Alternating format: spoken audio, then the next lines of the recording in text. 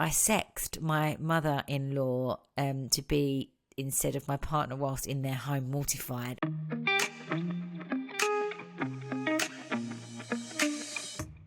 Welcome back. I'm kissing a baby. Welcome back. Thank you. Sorry. This is a late night. Thank you. See, we're tired, guys. It's late. I'm in my pajamas. Hello. Hello. The kids are around. Right, you can all go now. Lovely. Off you go. No, come on. Arthur's going. Bye. Bye. Sorry about that. And we are.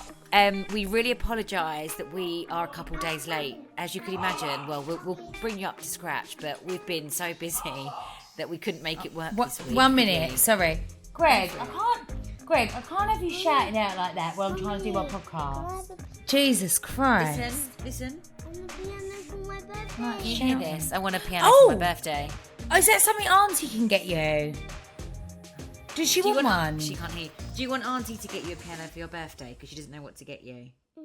Yeah? Oh, I could get Samantha. I could get her one with headphones so that she can sit. Oh my God, I'm so happy. There's something really okay. Leave it with me. Auntie's Auntie's with chick. her. Right, off you go. Shut the door.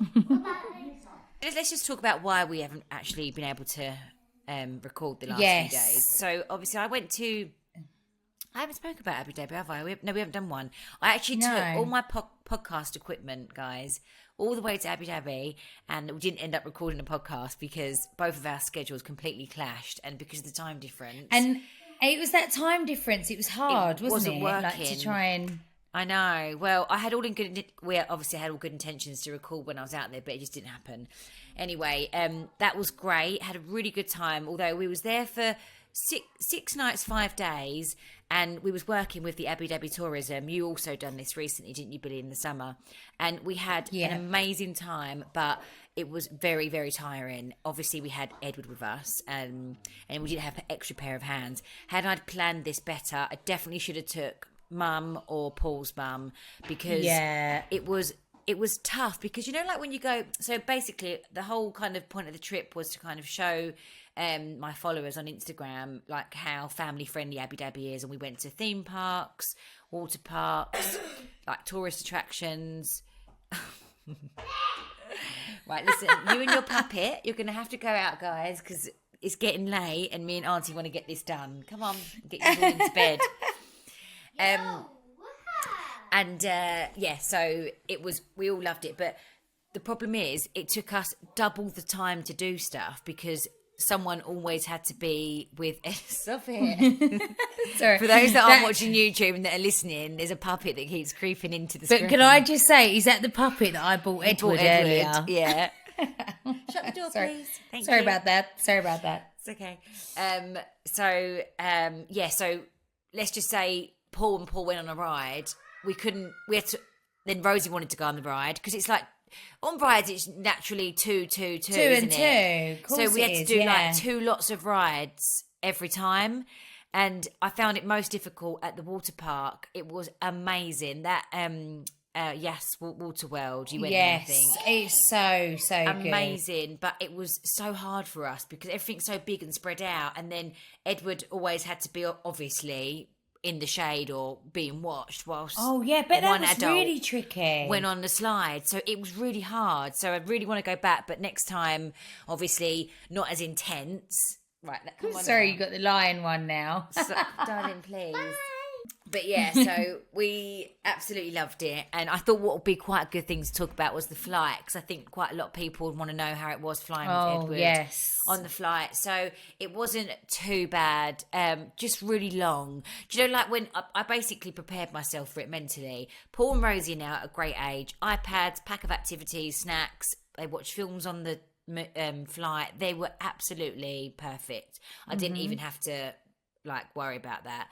Big Paul, I knew, would sit back, watch a movie, have his dinner and chill, honestly. So I was prepared. I knew it was just going to be me and Edward. You just know. I thought, I know what's going to happen here.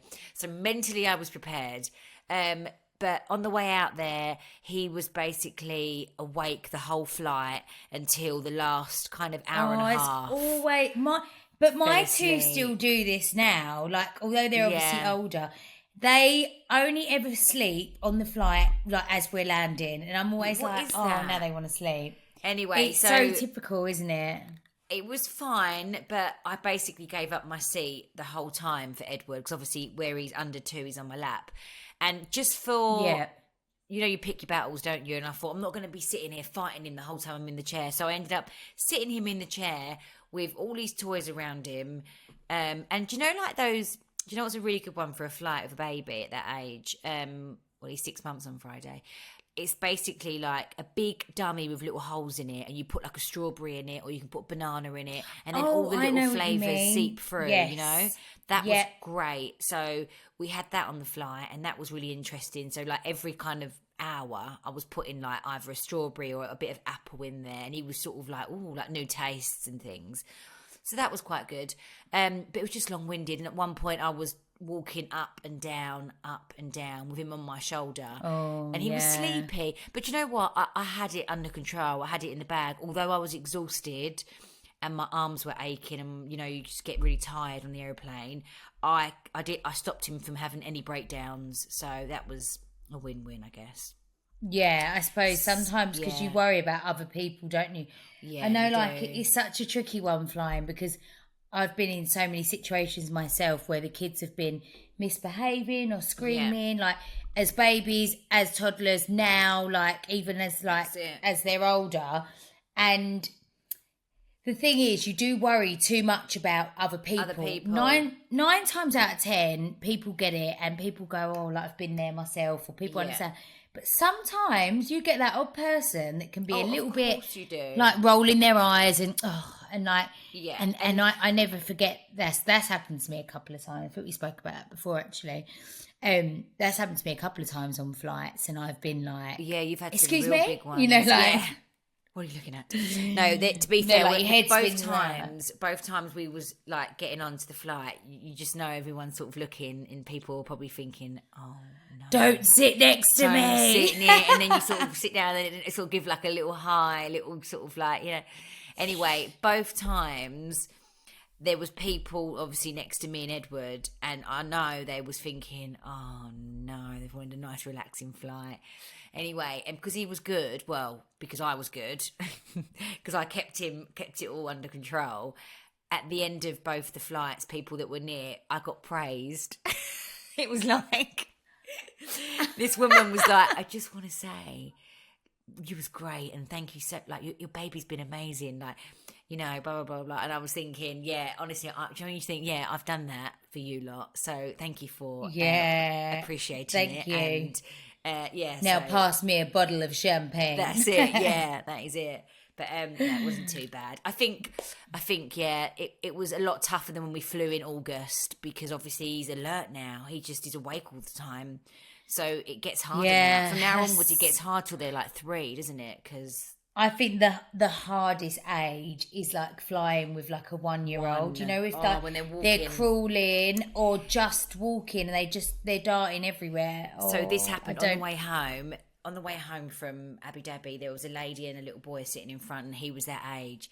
And she got told. So this woman, felt a bit sorry for her, because look, I get it, I understand, but what happened was he kept watching his mum's phone or YouTube or something, but no headphones. It was quite loud. But then he kept doing this really loud laugh, but it was like really like, ah! But like really like, like make you jump kind of. What the little boy was? The little boy, yeah. How old was he? Like 1.5. But it wasn't a cry, so you almost couldn't really get the ump because he was happy. But it was this really loud. And it's laugh. Kind of like if he's like happy, it's better than a screaming 1-year-old. Yeah. Like, and then he got bored of doing that, and he was sort of running up and down, but it was like up and down and clomping. Anyway, one of the air hostesses come over and said to the mum, "Can he stop running up and down?" Because basically someone complained about him running up and down, which look, I do understand, but also on the flip side to that, what are you supposed to do? Anyway, this poor mum, she was like, exactly. But I was trying to listen to the conversation, because the man was saying, I want to try and sleep. It was a day flight, and the woman was like, I don't really care about his bad sleeping habits. I've got a 1-year-old, which she was saying, and I need to let him wear off some energy. It was so funny. She was like, obviously trying to defend the situation, but true. Rightly so, though. I'm sorry. Like, it's tough. I know it's not like it was a flight during the night, is it? And like everyone's trying to sleep. Day flight. What do you expect a 1-year-old to do? Put your headphones on and just get on with it. You know, sit in your seat, watch a film, watch a movie, and have your dinner. But yeah, so it was great. But since I got back, obviously, as you know, it's been so busy. I had a day in between where I had a little day at home, catching up on admin, unpacked, literally got everything unpacked and sorted. And then we went to Port Lim, didn't we, to celebrate the launch of 90s Adventures. Yes. And we've just got back from there. So I'm like living out of a suitcase. And then Friday I'm going back somewhere else. Honestly, do you ever have those weeks where you're like unpack, repack, and there's stuff everywhere and you get disorganised? I know. I'm still unpacking boxes from the move. I'm not going to lie. Still got boxes I need to unpack. And so have obviously my due date is approaching very quickly. I mean, I plan to be a lot more organised, but it's difficult when you've got children, you're working, juggling, like, it's hard, isn't it? That's it. Oh, did I show you this last night? Da, da, da. I know. You didn't show me the actual medal, the trophy, sorry. This is our trophy. So we won the Lloyds Bank British Business Excellence Awards. That was where we went last night. And we won New Business of the Year. Cha-ting.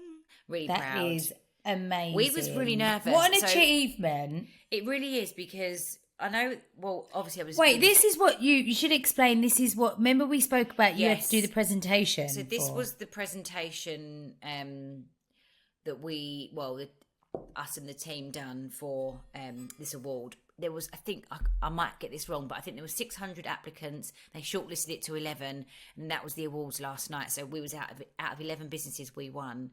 But amazing. When I say we was really proud to even be there to be shortlisted, and I mean that because it's a business award. It's not about being a beauty it was more about the business side of it, and how we've grown. Industry, rather than it being like the beauty supplement that it is. So it was more about like a bit more, you know, technical stats and things and how we've grown and things like that.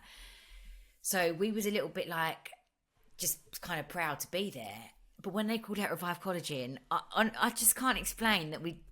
Like, I am proud and I know that we've done really well, but I don't know, I didn't expect it. So we was really that's shocked. Always the best way though, isn't it? Like to be really shocked. Not to have too like high of expectations. That's it, yeah. And we was afterwards, we was all like, we kept looking at each other saying we can't believe it. So yeah, it was amazing. Really proud. I'm sitting here because I'm getting some serious movement. You probably could see me like... Oh, yeah. Oh, just so much. You're like a wee ball. Yeah. But it's like... on the bladder, like tell like our listeners, baby's breech at the moment, isn't he, she? So he or she has been a cheeky baby. So the baby was actually head down engaged, and then the baby has flipped back up. And I do believe it happened across the couple of days that I moved. The baby turned because you especially third pregnancy, you kind of know, you get to know your baby's positions, where the baby's head is, where the feet are because of the movements. Anyway, so that I had a midwife appointment late last week, and she was like, definitely breech. And then I had a scan this week, and that confirmed it.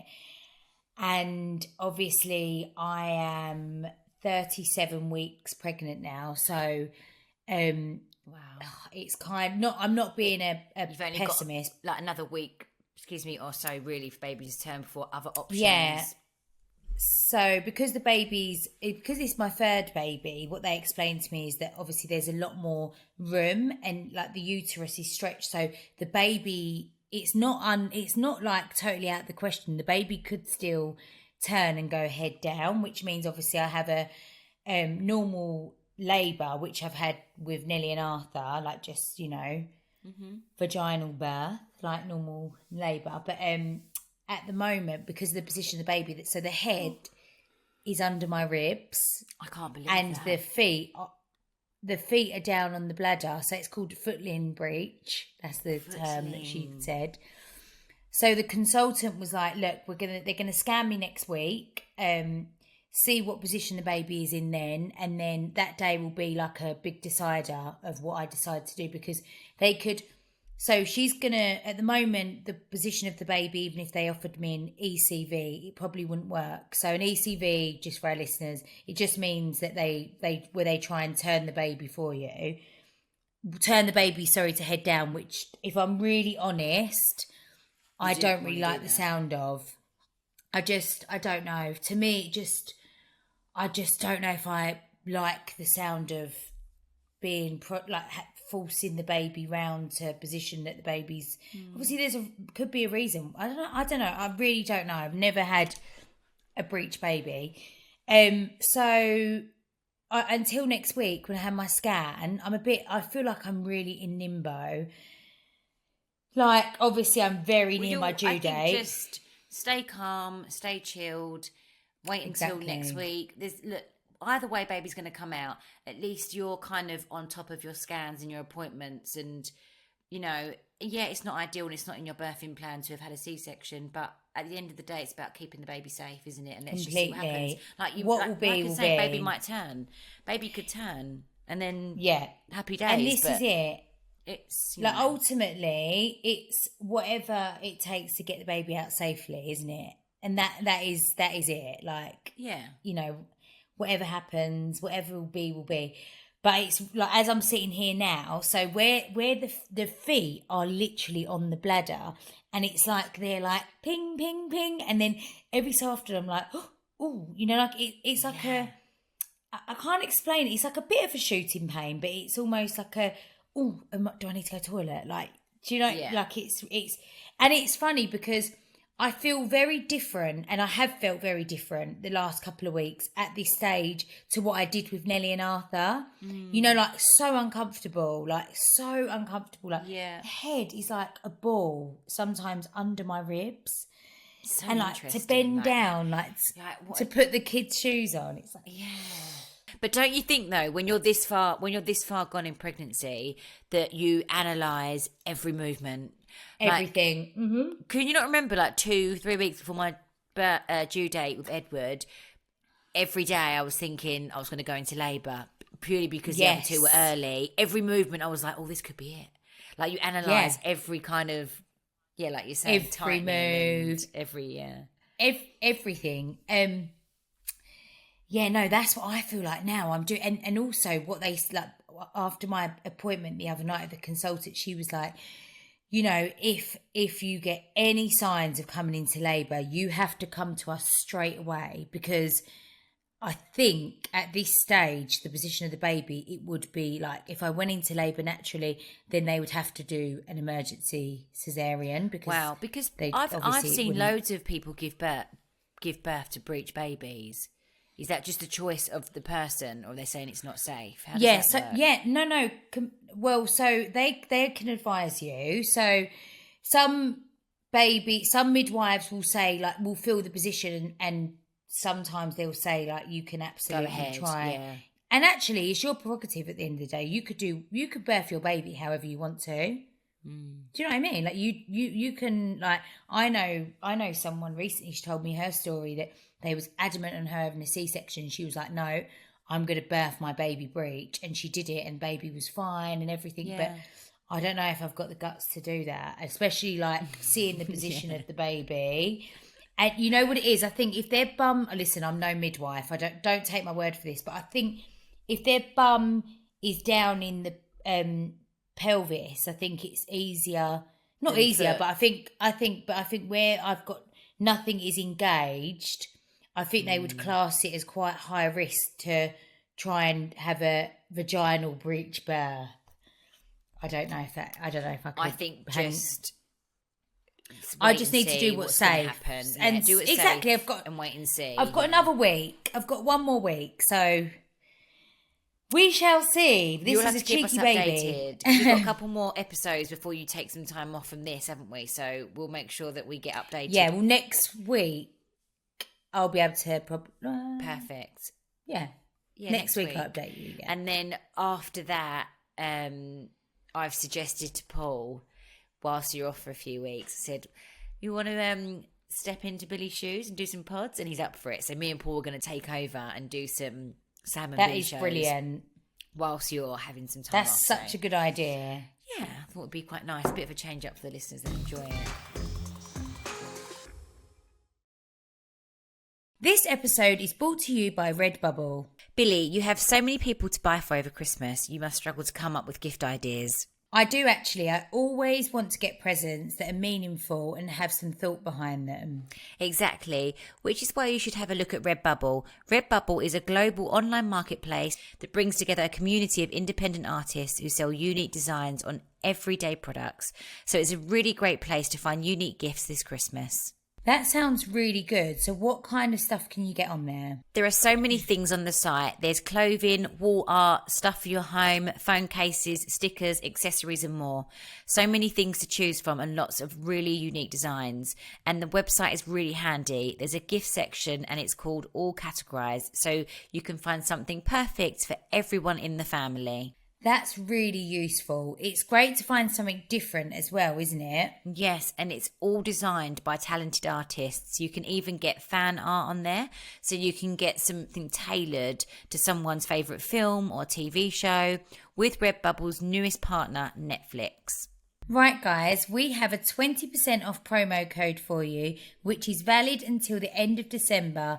It's RBC-Sam and Billie. That's RBC-Sam and Billie for 20% off.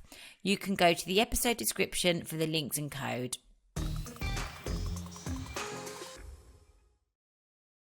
Let's get on to a dilemma. Come on, read us a dilemma. What's going down? Right, okay. In the world of dilemmas. That sounded like a fart. Sorry, it wasn't. Definitely wasn't a fart. Whatever. Okay, first dilemma. Hi, Sam and Billie. My boyfriend is going on a stag do to Prague and I'm starting to hear talk about strippers / lap dancers, etc. And it's making me so uncomfortable. Oh, that is so annoying.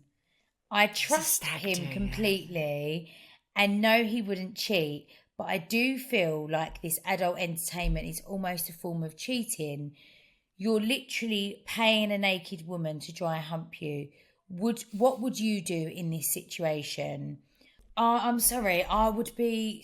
If I'm not saying listen, Greg's been on a lot of stag do's.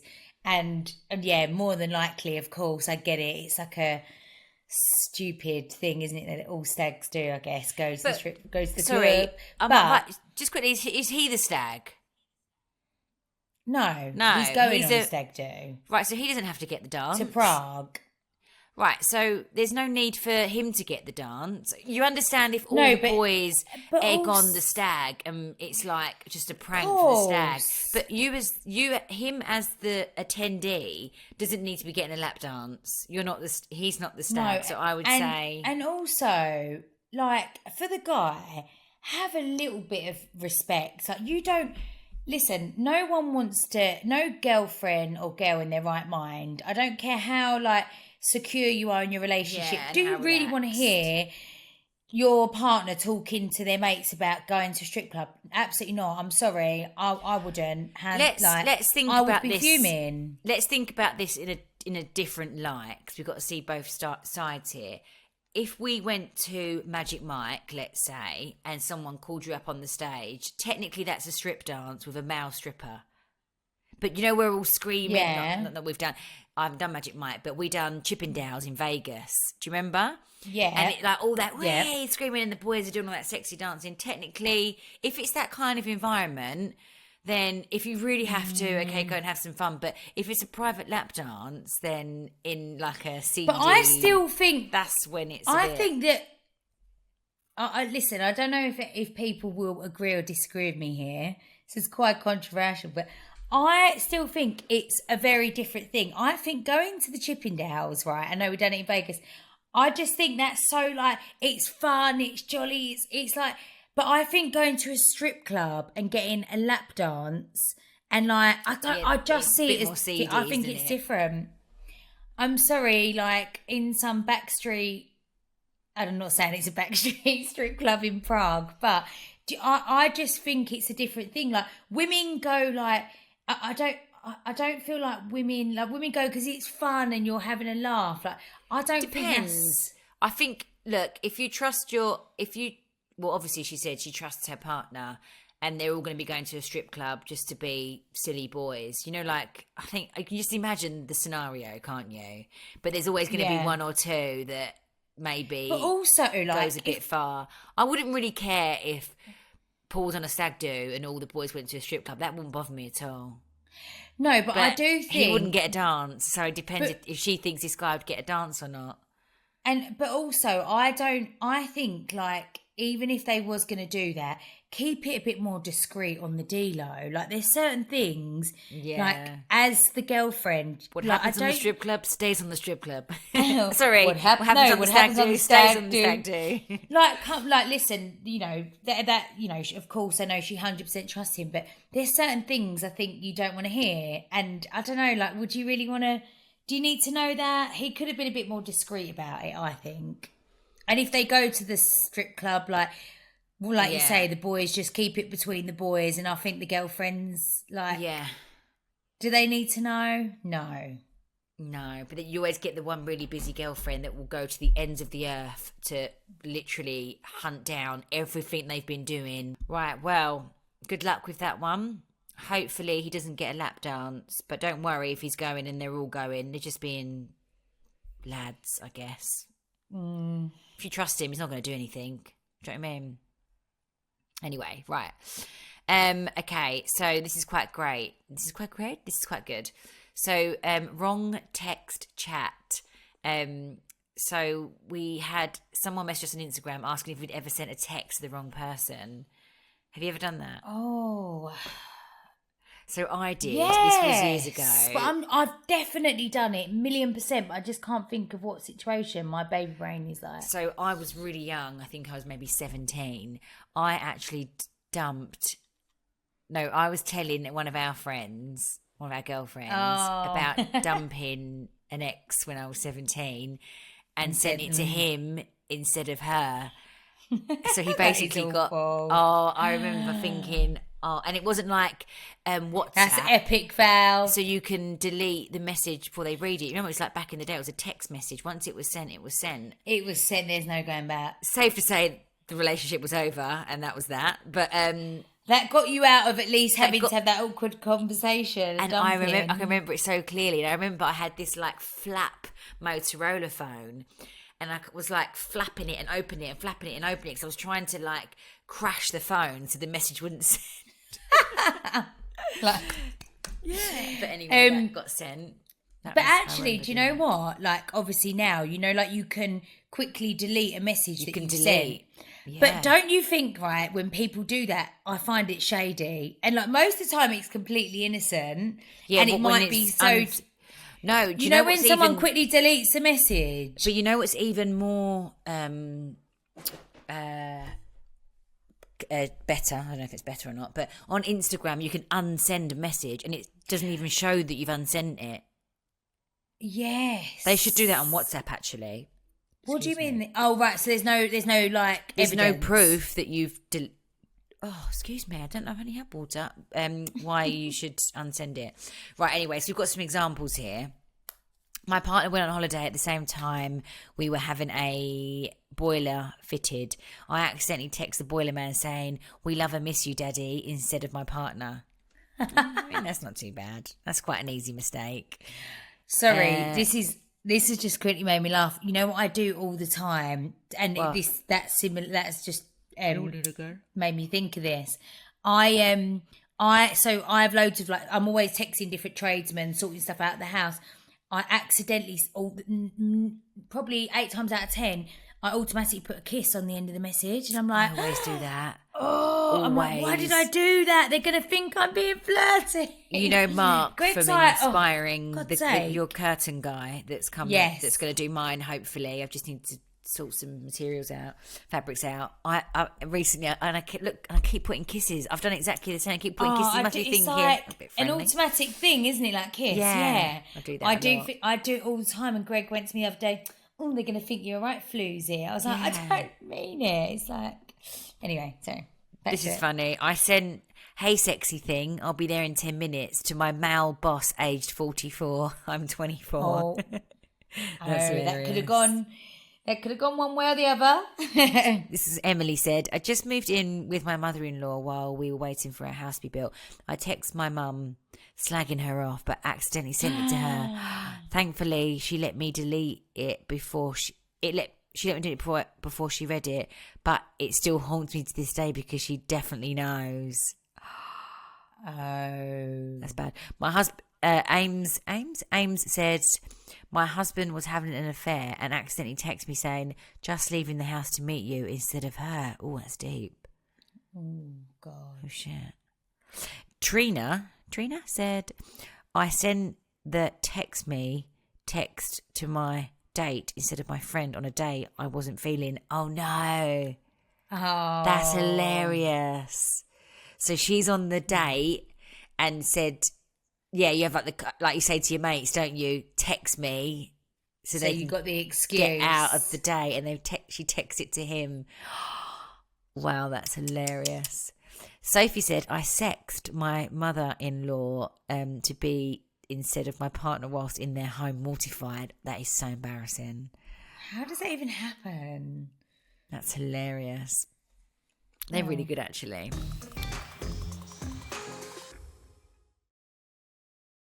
This episode is sponsored by Emma Mattress. One thing we both absolutely love is a good night's sleep.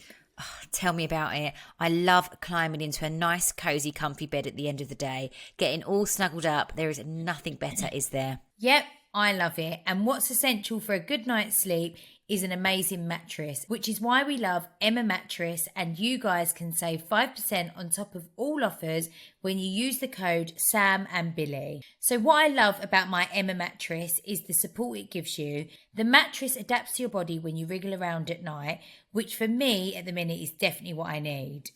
Also, what's great about my Emma mattress is moisture and heat doesn't get trapped in it.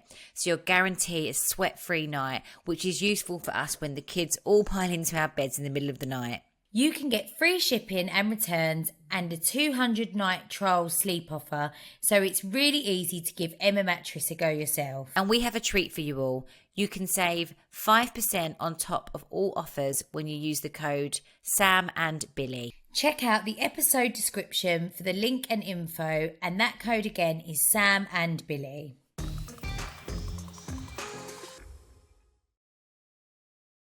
This episode is sponsored by BetterHelp, the world's largest therapy service.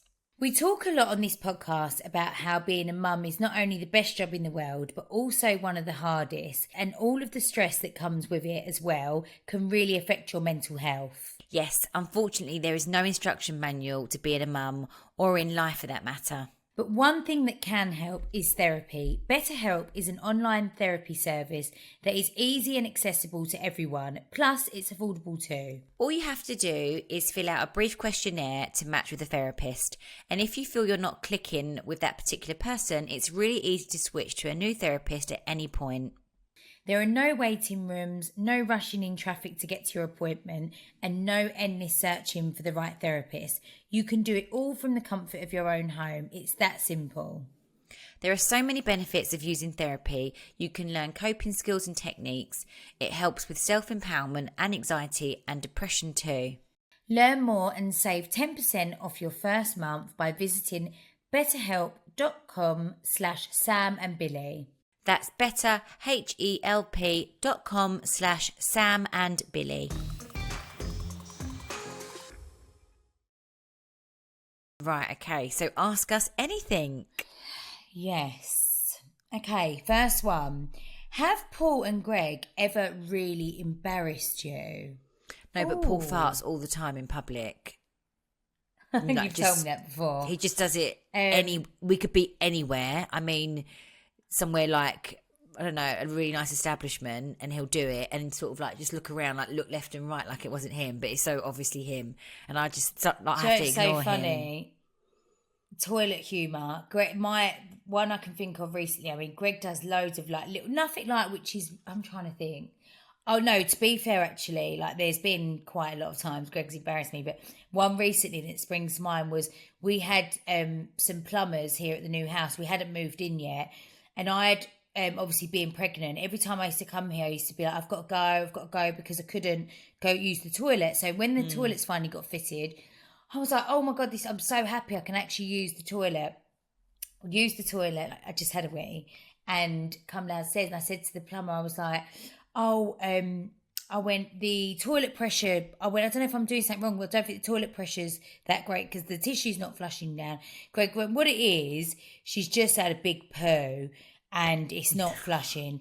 But the guy was like, it was I bet he was, you know, like, he had zero banter. Yeah. He was like, he literally, like, he was fuming because I said his toilet pressure was not that great. You know, like, he had the Yeah. And, and it was like, went down like a lead balloon. He was like, well, you know, blah, blah, blah, like, basically. Like, and then he walked out the room. Wasn't the right vibe for like a joke at all. I looked at Greg, I was like, for God's sake, like, number one, he's got the umps I said about his toilet pressure, and now you've just made it worse trying to make a joke of it saying I've had a poo, and now he's left. Now he's, that's hilarious. Yeah, no, Paul just does the loudest, inappropriate, one will not ever hold one in. He goes, I'm not holding it in, and give me tummy ache. Yeah. But literally everywhere we go, and I'm like, I never forget, actually, this was the funniest. So we was filming interviews when we was doing the Mummy Diaries. This was when we was in that house in Esher when we first moved over to Surrey. Don't know what Paul had eaten, but he could not stop fighting when we was doing interviews. So we're sitting there and he kept like leaning up, and because the chairs are those like plastic chairs, it was cocking the leg, echoing, and it was so loud. But in the end, because we needed to get these interviews done, the two filmers, I think Pete was one of them, I can't remember who the other one was, in the end didn't find it funny. So the more he was doing it, and that now I don't always really laugh because he's done it for so many years, but this time got me. We was both crying with laughter because that's the when thing, someone doesn't laugh, it makes you, it's even funnier. It just gets you, doesn't when it? It's when it gives someone the that's what happened. But yeah, sprung to mind. So funny. It's really funny. So another question: what kids' TV shows are your faves, and which do you hate? Right. So do you know what used to really bug me, but it's grown on me?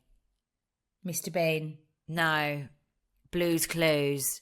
Oh, you're still in the Blue's Clues stage. No, I'm well out of that. Do you know what? It used to be, you know, that Blue's Clues, and he talks to the thing. But Edward really likes it. I think it's because he's really interacting with whoever's like children. And it's grown on me, but it used to really bug me, and I don't know why. But now it's actually grown on me. Yeah. Do you know what really makes me laugh? So Nellie and Arthur watch two shows that me and you used to watch all the time, and it just really makes me laugh. So they absolutely love Mr. Bean, but they watch the animated Mr. Bean. Yeah, I've seen whereas that we used to watch the actual one, didn't we? Like, remember the best. They absolutely love it, and it's on remember constantly. That weird program Nellie used to like? Is it Apple and Onion? Apple and Onion. Right, so we don't have that on in the house anymore. That's Apple weird. and Onion, having lots of fun. So that was really quite annoying, actually. And do you know what else is quite a bad one, which probably isn't the best for children to watch? Horrid Henry, or whatever is it Horrid Henry? Oh, and he's Horrid Henry. It's just really bad behaviour. I was thinking, when you watch it, you think, like, it's mad because, you know, like, kids just do copy, don't they? They do. It's like, Horrid Henry's really naughty, and they've made a programme out of it, and kids watch it and then just replicate, like, his behaviour. It's weird. Do you know what... the other one that my two love as well, which me and you used to watch, SpongeBob. Do you know what? Mine aren't really that into SpongeBob. A little bit of a stage pull maybe at some point. But I was reading something the other day that popped up on, I don't know if it was Instagram or not, and it was saying how with your kids or children, if you're going to put a cartoon on, put SpongeBob on because it's way more intelligent than all the other cartoons your children will ever watch. Another one which is really good, which actually Nellie and Arthur love, and I really enjoy it as well, It's called Goggle Sprogs. Have you seen it? It's on Netflix. No. We only discovered it recently. It's called Goggle Sprogs, and it's the same as Gogglebox, except for it's kids doing it. Oh, that sounds good. I think Rosie and Paul, like particularly Paul, I think he'd really like it. It's really funny. Like the kids on it are great. And it's like one you can watch with them. Yeah, Goggle that's good. Sprogs. Same as Gogglebox, which I love. Yeah. But with kids. It's really good. Oh, that sounds really good. I'll watch Netflix. that. There's this gymnastics program that Rosie's been watching a little bit of. I think that was on Netflix. But I think it's a little bit old, like maybe Nellie's age. Have you seen it? Yeah, like, Nellie watches some. Yes. Yeah, because I think Rosie watched it with Nellie. And then she asked to put it on at home. But I think the storylines are a little bit more for Nellie's age. Older, yeah. Because Nellie watches one called Free Rein, which is all about horses on Netflix. Yeah. And some of it's very... Yeah, they're almost like soaps, aren't they? Yeah, no, I've watched one of them. I've watched some of that with Nellie before in the background, and it's like... Yeah. It's almost like a Neighbours or Hollyoaks, but for kids. Sitcom.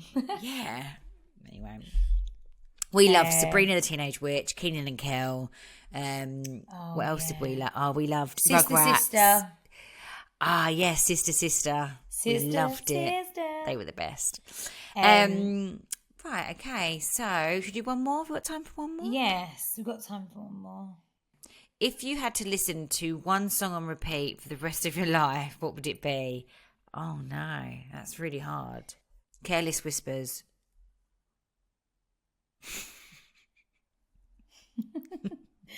I'm going to say... I think it's because it's calming. Tonight the music seems so loud. Let's put it on. What are you going to say? I think I'm going to say Elton John, Rocket Man. I knew you was going to say Elton John. I haven't listened to much of Elton recently, actually. Know what I mean? You old romantic you. It's a good one. It's a good one. There we go. Classic. There we go. Okay, right. That's it from us this week, guys. Thank you so much for listening. Don't forget you can watch us on YouTube or listen to us wherever you get your podcast. And we will see you next week. Billie, I'm really excited to hear about this baby situation, footling. Is the footling going to turn? We could nickname your baby Little Footling. Little Footling maybe at the moment. Footling. Also, remember you can listen to the Sam and Billie Show ad-free on Amazon Music. Thanks, guys. And I will speak to you tomorrow, I'm sure, sister. Yeah. Love you. Bye, everyone. Bye. Mwah.